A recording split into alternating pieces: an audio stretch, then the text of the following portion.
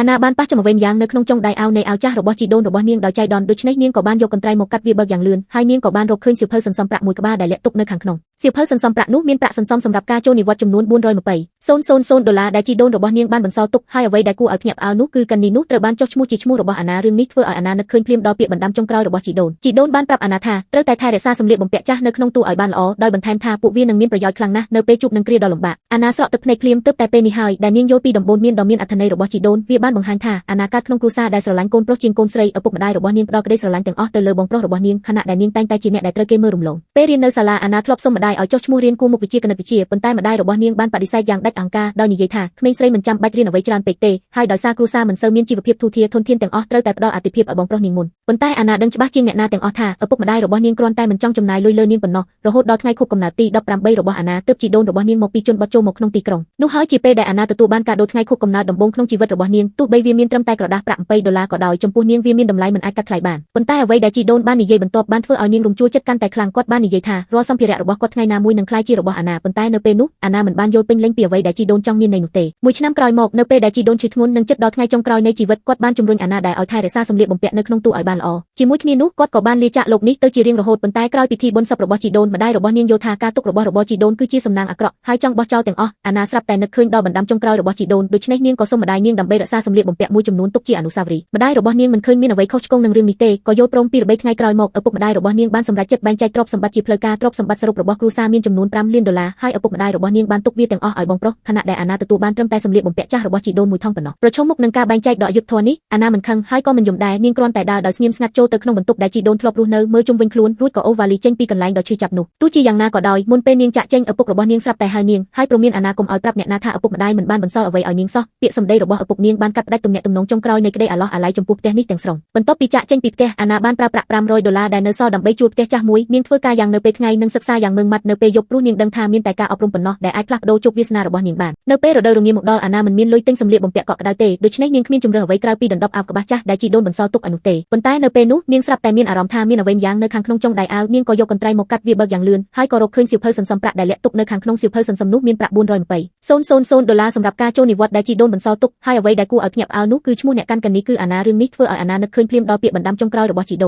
ូនបានប្រាប់អាណាឲ្យថែរក្សាសម្លៀកបំពាក់ចាស់នៅក្នុងទូឲ្យបានល្អដោយនិយាយថាពួកវានឹងមានប្រយោជន៍ខ្លាំងណាស់នៅពេលជួបនឹងគ្រាដ៏លំបាកអាណាស្រក់ទឹកភ្នែកភ្លាមបន្ទាប់ពីស្ងប់ចិត្តអាណាក៏ដឹងភ្លាមថាប្រហែលជាមានរបស់របរផ្សេងទៀតដែលជីដូនបានបន្សល់ទុកឲ្យនាងនៅក្នុងសម្លៀកបំពាក់ផ្សេងទៀត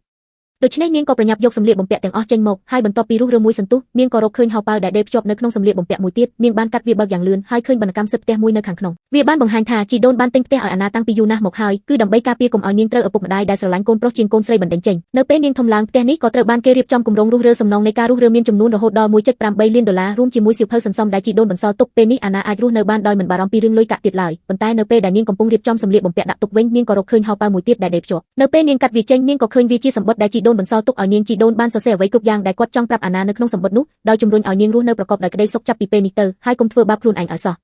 អាណាស្រក់ទឹកភ្នែកភ្លាមដោយស្ពតថានាងនឹងមិនធ្វើឲ្យជីដូនខកបំណងឡើយដូច្នេះអាណាក៏ចាប់ផ្ដើមសិក្សាយ៉ាងម៉ឺងម៉ាត់ដោយទទួលបានសញ្ញាបត្រមហាវិទ្យាល័យនិងវិញ្ញាបនបត្រកណេឲ្យតាមរយៈការសិក្សាដោយខ្លួនឯងបន្ទាប់មកនាងបានប្រើប្រាស់លុយដែលជីដូនបន្សល់ទុកឲ្យដើម្បីបើកហាងលក់ទំនិញមួយក្បែរផ្ទះ6 ឆ្នាំក្រោយមកហាងនេះបានក្លាយជាហាងលក់ទំនិញបន្ត Chain Store ហើយអាណាក៏បានក្លាយជាម្ចាស់អាជីវកម្មដ៏មានទ្រព្យសម្បត្តិប៉ុន្តែនាងនៅតែចូលចិត្តចំណាយពេលនៅហាងដំបូងគេនោះព្រោះការធ្វើការនៅទីនោះជាបុគ្គលិកធម្មតាម្នាក់ផ្ដល់ឲ្យនាងនូវភាពស្ងប់ស្ងាត់យ៉ាងជ្រាលជ្រៅប៉ុន្តែភាពស្ងប់ស្ងាត់នេះក៏ត្រូវបានរំខានក្នុងពេលឆាប់ថ្ងៃមួយម្ដាយរបស់នាងបានមកហាងដោយសុំឲ្យអាណាខ្ចីលុយ$20,000ដើម្បីសងបំណុលល្បែងរបស់បងប្រុសនាងប៉ុន្តែអាណាឆ្លើយតបយ៉ាងត្រជាក់ថានាងគ្រាន់តែជាម្ចាស់ហាងលក់ទំនិញតូចមួយហើយមិនមានលុយបន្ថែមដើម្បីឲ្យខ្ចីនោះទេបន្ទាប់មកនាងបានប្រាប់ម្ដាយឲ្យចាក់ចេញភ្លាមប៉ុន្តែមិនទាន់ទាំងម្ដាយដើរចេញផុតផងបងប្រុសរបស់នាងក៏ដើរតាមក្រោយម្ដាយនាងមកគេទាមទារឲ្យអាណាផ្ដល់លុយ$50,000ឲ្យគេភ្លាមហើយអាកប្បកិរិយារបស់គេគឺក្រអឺតក្រទុំខ្លាំងណាស់អាណាបានសួរតបទៅគេវិញថាហេតុអ្វីបានជាគេមកសុំលុយនាងនៅពេលនេះបន្ទាប់ពីគេយកលុយ$5 លានម្នាក់ឯងក្នុងពេលបែងចែកទ្រព្យសម្បត្តិគ្រួសារប៉ុន្តែបងប្រុសរបស់នាងបានអះអាងយ៉ាងមុខក្រាស់ថាវាជាការសម្រេចចិត្តរបស់ឪពុកហើយវាមិនពាក់ព័ន្ធនឹងគេនោះទេអាណាមិនចង់ខ្ជះខ្ជាយពាក្យសម្ដីជាមួយគេទេដូច្នេះនាងក៏ប្រាប់គេភ្លាមថានាងមិនមានប្រាក់$1 ឡើយហើយប្រាប់ឲ្យគេទៅបាត់ទៅបងប្រុសរបស់នាងមិននឹកស្មានថាអាណាផ្លាស់ប្ដូរច្រើនបែបនេះទេដូច្នេះគេក៏ទុកពាក្យគំរាមកំហែងមុននឹងដើរចេញទៅទាំងកំហឹងប៉ុន្តែអាណាមានអារម្មណ៍ថារឿងនេះនឹងមិនបញ្ចប់ដោយងាយស្រួលបែបនេះទេពិតជាមែនហើយនៅថ្ងៃបន្ទាប់ពួកគេទាំង3នាក់បានមកហាងជាមួយគ្នាហើយឪពុករបស់នាងក៏ចូលត្រង់ចំណុចតែម្ដងគាត់និយាយថាបងប្រុសនាងជំពាក់បំណុលល្បែងចំនួន$300,000ហើយសុំឲ្យអាណាជួយរកវិធីដោះស្រាយឲ្យ អាណាក៏ខឹងសម្បាយ៉ាងខ្លាំងចំពោះតួលេខនេះដែលបានកើនឡើងពី20,000ទៅ$300,000រហូតដល់នាងសើចចេញមកនាងបានចោទសួរថាតើគ្រួសារអាចរៀបចំរឿងឲ្យត្រូវគ្នាជាមុនសិនបានទេមុននឹងមកសុំលុយដោយឃើញថាការសុំលុយរបស់គាត់មិនទទួលបានលទ្ធផលឪពុករបស់នាងស្រាប់តែដកចេញនៅសេចក្តីថ្លែងការណ៍ដែលរៀបចំទុកយ៉ាងល្អមួយដែលបានចុះបញ្ជីយ៉ាងច្បាស់លាស់នៅប្រាក់$180,000ដែលបានចំណាយលើអាណាក្នុងរយៈពេល18ឆ្នាំកន្លងមកនេះអាណាមានការតក់ស្លុតនាងបានចង្អុលបង្ហាញទាំងកំហឹងថានាងតែងតែស្លៀកខោអាវចាស់ដែលបន្តពីបងប្រុសនិងបងប្អូនជីដូនមួយតាំងពីក្មេងហើយមានលុយចាយវាយត្រឹមតែ$100ក្នុងមួយខែប៉ុណ្ណោះដូច្នេះតើប្រាក់$180,000នោះបានមកពីណាប៉ុន្តែឪពុករបស់នាងនៅតែទូចថាតួលេខនេះគឺត្រឹមត្រូវរហូតដល់សេនចុងក្រោយអ្វីដែលគួរឲ្យភ្ញាក់ផ្អើលនោះគឺអាណាបានដកទូរស័ព្ទរបស់នាងចេញមកភ្លាមហើយលើអេក្រង់បានបង្ហាញយ៉ាងច្បាស់នៅរាល់សេនដែលឪពុកម្ដាយបានចំណាយលើនាងដោយមិនរាប់បញ្ចូលការចំណាយមុនអាយុ4ឆ្នាំដែលនាងមិនចាំគ្រួសាររបស់នាងបានចំណាយត្រឹមតែ